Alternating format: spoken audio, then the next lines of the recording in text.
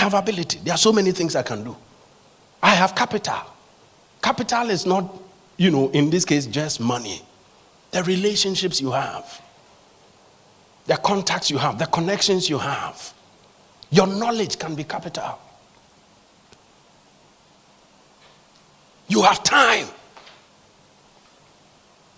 All of us have 24 hours. It's what we choose to use our time for that determines the outcome of our lives. But we have time.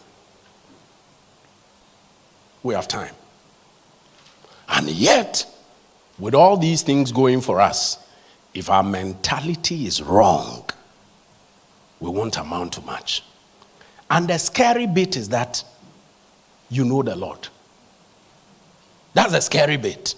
I know the Lord, but with wrong mentality, it will look as if I don't even have a Lord over my life.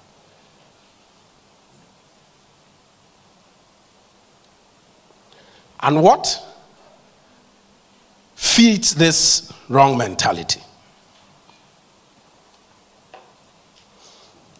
We need to listen to what he said to the Lord. Let's go back to what he said to the Lord when the Lord came. Is it verse 24, 25?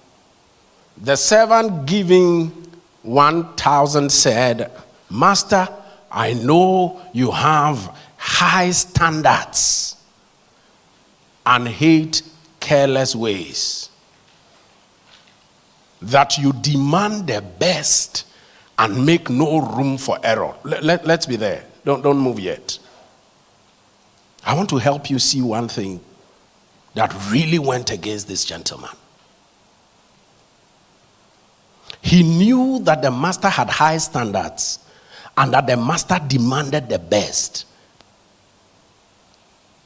And do you know that he saw that he could not deliver? Even though he had ability, his lack of faith in that ability is part of his wrong thinking. His mentality, that wrong mentality he had, if we want to also look at it with a microscope, we will see in that wrong thinking, that wrong mentality, a portion of it will be sponsored by his lack of faith in the ability he had.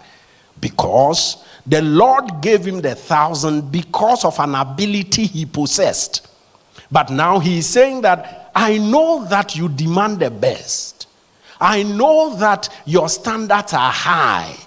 And some way, somehow, I feel that I cannot deliver on that level. I feel that I cannot be able to produce on the level of your expectation for my life. And so because you get that? Because he is looking down on his ability, because of his lack of faith in his ability, he is not going to be able to produce or deliver. And this is the case for many of us, if not all of us. I have said it here before. Believing in Jesus, believing in God, believing in Jesus will take you to heaven. But if you want to succeed here on this earth, in addition to believing in Jesus, you must believe in what God has put in you for your world. If that side is missing, you are ready for heaven, but useless on the earth. If that leg, there are two legs, faith in Jesus and faith in the ability of Jesus in you.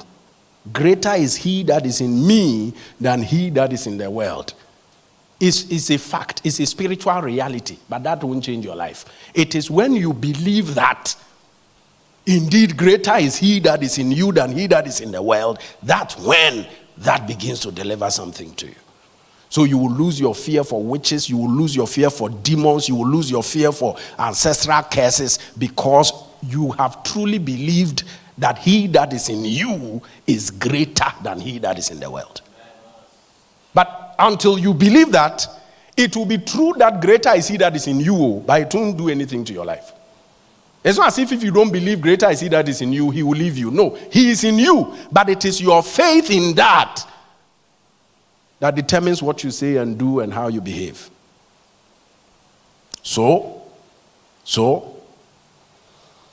this gentleman, the guy who received $1,000, the one talent, even though the master gave him that talent because of his ability, this guy is now telling the Lord that you demand the best and I can't deliver it.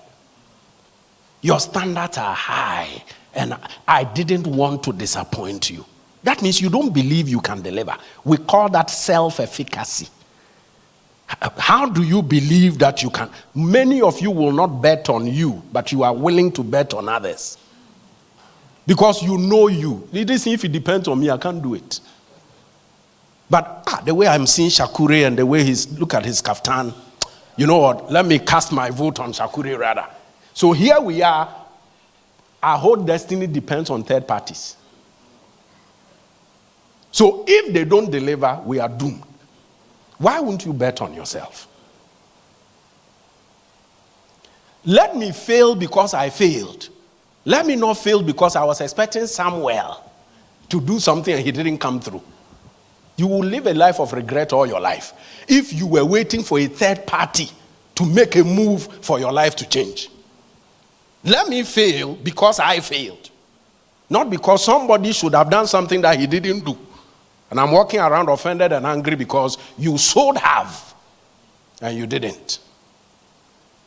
This third servant did not believe in the ability that his master, on the basis of which he even gave him the $1,000.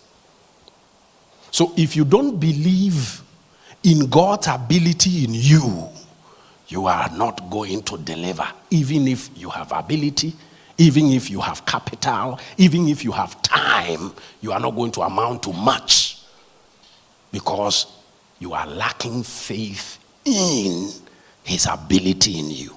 This is how Paul put it to the Corinthian church. Paul said, not that we are sufficient of ourselves to think anything as of ourselves, but our sufficiency is from God or of God. So let's look at that text. Not that we are sufficient of ourselves. The word sufficient also means ability. Not that we are able of ourselves. It also means efficiency. Not that we are efficient of ourselves to think anything out of ourselves. He says, but our sufficiency, our ability, our efficiency, our effectiveness is from God or of God. So, Paul is not saying we are not sufficient of ourselves. So that's where we are living. I'm not sufficient. I don't have any ability. I'm not able. Hey, it's by the grace of God. I'm not able. It's not me. It's the grace of God. I'm not able. I'm not able. Oh, it's the grace. Because in your mind, grace means I'm worthless.